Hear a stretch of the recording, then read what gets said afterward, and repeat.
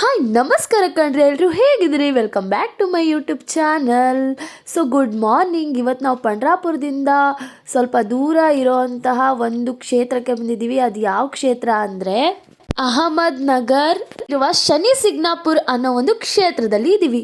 ಈ ಕ್ಷೇತ್ರದ ಪವಾಡ ಏನಪ್ಪ, ವಿಶೇಷತೆ ಏನಪ್ಪ ಅಂದರೆ ಈ ಕ್ಷೇತ್ರದಲ್ಲಿರುವ ಮೂರ್ತಿಗೆ ಯಾವುದೇ ರೀತಿಯಾದಂತಹ ಗೋಪುರ, ಮಂಟಪ, ಸೂರು, ಗುಡಿ ಏನೂ ಇಲ್ಲ ಕಣ್ರಿ.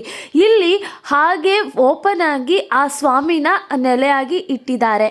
ಸೊ ಇಲ್ಲಿ ಕೇವಲ ಒಂದು ಸ್ಟೀಲಿನ 4 ಬೌಂಡ್ರಿ ಮಧ್ಯೆ ಇರುವಂಥದ್ದು ಆ ಸ್ವಾಮಿ. ಇಲ್ಲಿ ಒಂದು ಸುಂದರವಾದ ಕಥೆ ಇದೆ. ಅದು ಏನಪ್ಪ ಅಂದರೆ ಒಬ್ಬ ಕುರುಬ ತನ್ನ ಕೋಲಿಂದ ಹೋಗ್ತಾ ಇರಬೇಕಾದ್ರೆ ಒಂದು ಬಂಡೆ ಕಲ್ಲಿಗೆ ಹೊಡಿತಾನೆ. ನೋಡಿದ್ರೆ ಅದರಲ್ಲಿ ರಕ್ತ ಬಂದ್ಬಿಡುತ್ತೆ. ಅಲ್ಲಿ ಎಲ್ಲರೂ ಜನ ಸೇರ್ಕೊಂಡ್ಬಿಡ್ತಾರೆ, ಏನಪ್ಪ ಇದು ರಕ್ತ ಬರ್ತಾ ಇದೆ ಅಂತ ಹೇಳಿ. ಆವಾಗ ಏನಿದು ಪವಾಡ ಅಂತ ಹೇಳ್ಬೇಕಾದ್ರೆ ಇಲ್ಲಿ ಏನೋ ಪವಾಡ ನಡೀತೆ ಅಂದ್ಕೊಂಡು ಸುಮ್ಮನಿರ್ತಾರೆ. ಆಮೇಲೆ ಒಬ್ಬ ಧರ್ಮ ನಿಷ್ಠೆಯಿಂದ ನಡ್ಸ್ಕೊಳ್ಳೋ ಅಂತ ಒಬ್ಬ ಕುರುಬನ ಕನಸಲ್ಲಿ ಬಂದು ಆ ಶನೇಶ್ವರ ಸ್ವಾಮಿ ನಾನು ಇಲ್ಲಿ ನೆಲೆಗೊಂಡ್ತೀನಿ ಅಂತ ಹೇಳಿದಾಗ ಆ ಕುರುಬ ಕೇಳ್ತಾನೆ, ಅಪ್ಪ ಸ್ವಾಮಿ ನೀನು ಇಲ್ಲಿ ನೆಲೆ ನೆಂತೀಯ ಅಂದರೆ ನಾನು ನಿಮಗೆ ಸೂರನ ಕಟ್ಲಾ, ಅದನ್ನ ಗುಡಿ ಕಟ್ಲಾ ಅಂತ ಕೇಳಿದಾಗ ಬೇಡ, ಆಕಾಶನೇ ನನಗೆ ಚಾವಣಿ, ಭೂಮಿನೇ ನನಗೆ ಮಂಟಪ, ನಾನು ಇಲ್ಲೇ 4 ಪಂಚಭೂತಗಳಲ್ಲೇ ನೆಲೆ ಆಗ್ತೀನಿ ಅಂತ ಹೇಳಿ ತನ್ನ ಒಂದು ಸೂರಿಲ್ಲದೇ ಎಲ್ಲ ಬಹಿರಂಗವಾಗಿ ಆ ಸ್ವಾಮಿ ಇಲ್ಲಿ ನೆಲೆಗೊಂಡ್ತಾರೆ. ಸೊ ಇಲ್ಲಿ ಏನಂತಾರೆ ಅಂದರೆ ಮತ್ತೆ ಸ್ವಾಮಿ ನಾನು ಇಲ್ಲಿ ನೆಲೆಗೊಂಡಾಗ ಇಲ್ಲಿ ಎಲ್ಲ ರೀತಿಯಾದಂತಹ ಧರ್ಮ ನಿಷ್ಠೆಯಿಂದ ನಡ್ಕೋಬೇಕು, ನಾನು ಹಾಗೆ ನಡೆಸ್ತೀನಿ ಕೂಡ.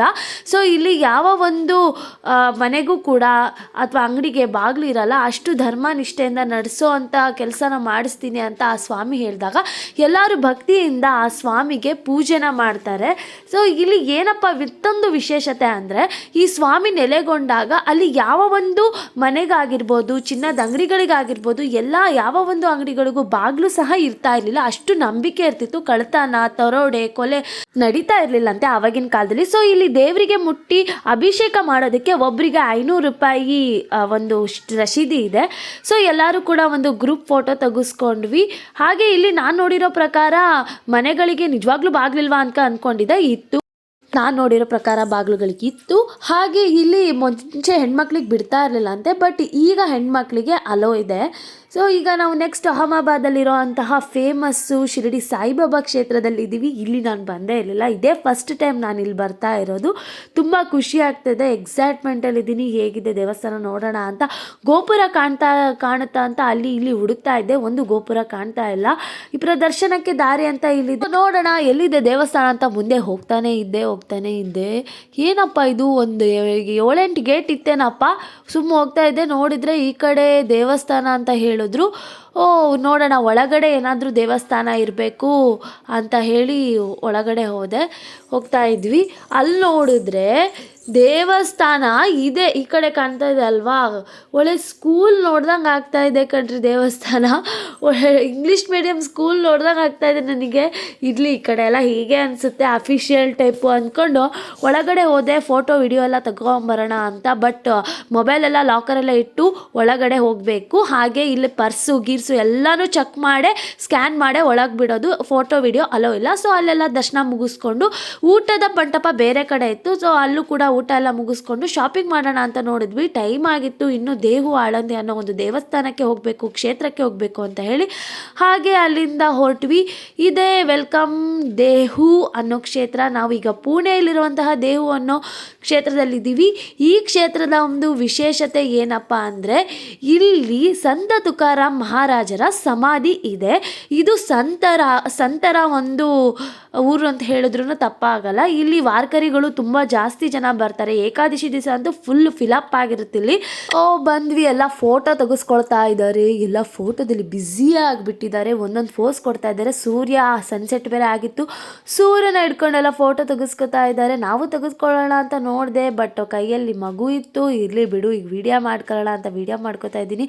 ನಮ್ಮ ಮಕ್ಕಳು ನೋಡ್ರಿ ಸಿಕ್ಕಿದ ಕಡೆ ಎಲ್ಲ ಆಟ ಆಡ್ತಾ ಇದ್ದಾವೆ. ಅವರಿಗೆ ಸಿಕ್ಕಿದ್ದೇ ಚಾನ್ಸು, ಎಲ್ಲಿ ಸಿಗುತ್ತಲ್ಲ ಅದುಂಕೊಂಡ್ಬಿಡ್ತಾರೆ ನಮ್ಮ ಮಕ್ಕಳು. ಆರಾಮಾಗಿ ಆಟ ಆಡ್ತಾ ಇದ್ದಾರೆ. ಸೊ ಟೈಮ್ ಬೇರೆ ಆಗಿತ್ತು, ಎಲ್ಲ ಮುಂದ್ಗಡೆ ಹೋಗಿದ್ರು. ನಾವು ಮಾತ್ರ ಲೇಟಾಗಿ ಹಿಂದ್ಗಡೆ ಬರ್ತಾ ಇದ್ವಿ. ನನ್ನ ಮಗಳು ಬೇಡೆ ಅಮ್ಮ ಅದು ಕೊಡಿಸು ಇದು ಕೊಡಿಸು ಅಂತ ಹಠ ಮಾಡ್ತಾಯಿದ್ಲು, ಗೊಂಬೆ ಬೇಕು ಅಂತ. ಅವಳಿಗೆ ಏನೇನೋ ಸುಳ್ಳು ಹೇಳಿ ಬಾ ಮಗಳೇ ಕೊಡಿಸ್ತೀನಿ ಅಂತೇಳಿ ಫಸ್ಟ್ ದರ್ಶನ ಮಾಡ್ಕೊಳ್ಳೋ ಕಡೆ ಹೋಗ್ತಾ ಇದ್ದೆ.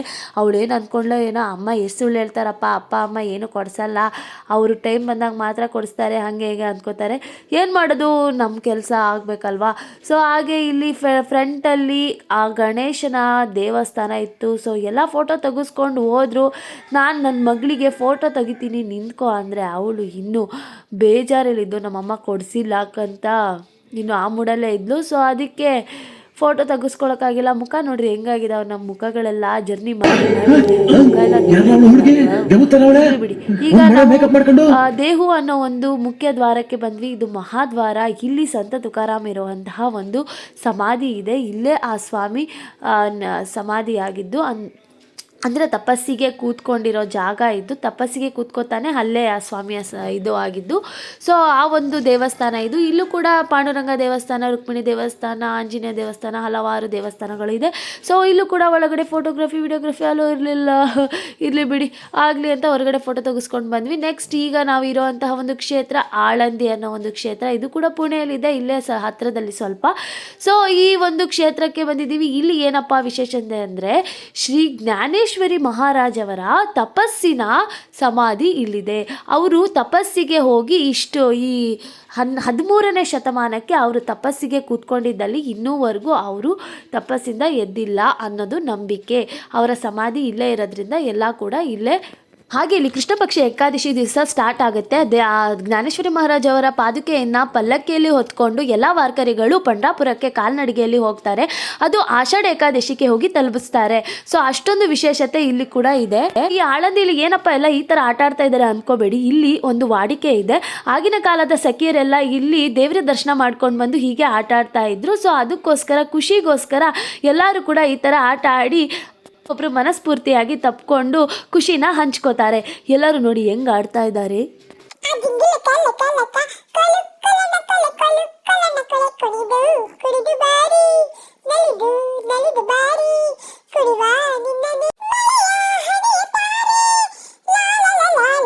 ಸೊ ಆಗಿನ ಕಾಲದ ನಂಬಿಕೆಯನ್ನು ಉಳಿಸ್ಕೊಂಡು ಎಲ್ಲರೂ ಕೂಡ ಒಬ್ರಿಗೊಬ್ಬರು ಖುಷಿಯಿಂದ ಆಟ ಆಡಿ ಮನಬಿಚ್ಚಿ. ಸೊ ಎಲ್ಲರೂ ತುಂಬ ಖುಷಿ ಆಯಿತು ಈ ಥರ ಆಟ ಆಡಿದ್ದು. ಎಲ್ಲ ನಮ್ಮನೆ ನೋಡ್ತಾ ಇದ್ರು, ಅವ್ರಿಗೆ ಗೊತ್ತಿಲ್ಲ ಅನಿಸುತ್ತೆ. ಸೊ ಗೊತ್ತಿದ್ರು ಏನೋ ನನಗಷ್ಟು ಗೊತ್ತಿಲ್ಲ. ನಮ್ಮ ಅತ್ತೆ ಹೇಳಿದ್ದಕ್ಕೆ ನಾವೆಲ್ಲ ಸೊ ಆಟ ಆಡಿದ್ವಿ, ಹೇಗೆ ಬೇಕೋ ಆಗ ಆಟ ಆಡಿದ್ವಿ. ನನ್ನ ಗಂಡ ಅಂತೂ ಫುಲ್ ನನಗೆ ಎತ್ತು ಬಿಸಾಕೋದ್ರಲ್ಲೇ ಇದ್ದರು. ಸೊ ಎಲ್ಲ ಮುಗಿಸ್ಕೊಂಡು ರಿಟರ್ನ್ ಬಂದ್ವಿ. ಹೊಟ್ಟೆ ಬೇರೆ ಚುರು ಅಂತ ಇತ್ತು. ಸೊ ಅಲ್ಲೇ ಒಂದು ಸೈಡಿಗೆ ಒಳ್ಳೆ ರೆಸ್ಟೋರೆಂಟ್ ಕಾಣ್ತಾ ಇತ್ತು, ನರ್ಮದಾ ರೆಸ್ಟೋರೆಂಟು. ಏನಪ್ಪ ಒಳಗಡೆ ನೋಡ್ತಾ ಇದ್ದೀವಿ, ವಾವ್ ವಂಡರ್ಫುಲ್. ನಮ್ಮ ಮಕ್ಕಳಿಗಂತೂ ತುಂಬ ಚೆನ್ನಾಗಿದೆ, ಆಟ ಆಡೋದೆಲ್ಲ ಇದೆ. ಸೊ ಈ ಒಳ್ಳೆ ಕೆಲಸ ಆಯಿತು. ಆಟ ಆಡಿಸ್ತಾನೆ ಮಕ್ಕಳಿಗೆ ಊಟ ಮಾಡಿಸ್ಬೋದು ಅನ್ನೋ ಒಂದು ಅಡ್ವಾಂಟೇಜಿಂದ ಮಕ್ಕಳಿಗೆಲ್ಲ ಆಟ ಆಡೋಕ್ಕೆ ಬಿಟ್ಟು ಒಳಗಡೆ ಹೋಗಿ ಕೂತ್ಕೊಂಡು ಆರ್ಡ್ರ್ ಮಾಡಿದ್ವಿ. ನನ್ನ ಮಗಳಂತೂ ಏನೂ ತಿನ್ನಲ್ಲ, ಈ ಮಕ್ಕಳಿಗೆಲ್ಲ ಊಟ ಮಾಡಿಸೋಣ ಅಂತ ಹೇಳಿ ಒಳಗಡೆ ಹೋದ್ವಿ. ನನ್ನ 2ನೇ ಮಗಳಂತೂ ಏನೂ ಊಟ ಮಾಡಲ್ಲ. ಏನೇ ನೀವು ಕೊಟ್ಟರು ಅವಳಂತೂ ಬಾಯಿ ಬಿಡಲ್ಲ, ಅವಳಿಗೆ ಮನಸ್ಸು ಬರಬೇಕು, ಅವಾಗ ಮಾತ್ರ ಊಟ ಮಾಡ್ತಾಳೆ. ಸೊ ಬಂದ್ವಿ ನರ್ಮದಾ ಹೋಟ್ಲಿಗೆ, ಎಲ್ಲ ಕೂತ್ಕೊಂಡಿದ್ದೀವಿ. ಸರ್ವೆಂಟ್ ನೋಡಿದರೆ 3 ಜನ ಇದ್ದರು. ಊಟ ಬಡಿಸ್ಬೇಕು ಅಂತ ಎಲ್ಲ ಕಾಯ್ತಾ ಇದ್ದಾರೆ, ಊಟ ಕೊಡ್ತಾರೆ ಅಂತ. ಎಲ್ಲ ಸುಸ್ತಾಗ್ಬಿಟ್ಟಿದ್ದವ್ರೆ. ಬೆಳಗ್ಗೆನೇ ಎದ್ದು ರಾತ್ರಿ ಎಲ್ಲ ಜರ್ನಿ, ಬೆಳಗ್ಗೆ ಎಲ್ಲ ಟೂರು, ಒಬ್ರಿಗೂ ನಿದ್ದೆ ಇಲ್ಲ, ಕಣ್ಣೆಲ್ಲ ಸಖತ್ತಾಗಿ ಕೆಂಪಾಗ್ಬಿಟ್ಟಿದ್ದಾವೆ. ಎಲ್ಲ ಹೆಂಗೆ ಬೇಕೋ ಹಂಗೆ ನೋಡಕತ್ತಾರೆ. ಊಟ ಕೊಟ್ಟಿಲ್ಲ ಅಂದರೆ ಮಕ್ಕಳೆಲ್ಲ ಇವರ ಒಂದು ಹೋಟ್ಲು ಧ್ವಂಸ ಮಾಡೋಕ್ಕೂ ರೆಡಿ ಇದ್ದಾರೆ. ಎಲ್ಲ ಆರ್ಡ್ರ್ ಮಾಡಿದ್ರು, ಅವ್ರಿಗೇನು ಬೇಕೋ, ನಾವು ನಮಗೇನು ಬೇಕೋ ಆರ್ಡ್ರ್ ಮಾಡಿದ್ವಿ. ಸೊ ಊಟ ಬರೋ ತನಕ ಎಲ್ಲ ಏನೇನು ಮಾಡ್ತಾ ಇದ್ದಾರೆ ಅಂತ ನೋಡ್ಕೊಳ್ಳೋಣ ಅಂತ ಬಂದೆ. ಎಲ್ಲರೂ ಪಾಪ ಮುಖ ಎಲ್ಲ ಫುಲ್ ಸೋತೋಗ್ಬಿಟ್ಟಿದೆ. ಹಾಗೆ ಚೂರೆಲ್ಲ ಮಾತಾಡ್ಸಿದ್ವಿ. ಪಾಪ ನಾಳೆ ಏಕಾದಶಿ ಬೇರೆ, ಕಾರ್ತಿಕ ಏಕಾದಶಿ ಕೂಡ ಉಪವಾಸ ಅಂತ ಹೇಳಿ ಊಟ ಮಾಡಕ್ಕೆ ಬಂದ್ವಿ. ಕುಡಿಯೋಕೆ ನೆಂಚ್ಕೊಂಡು ತಿನ್ನಕ್ಕೆ ನೆಂಚ್ಕೊಳ್ತೀನಿ.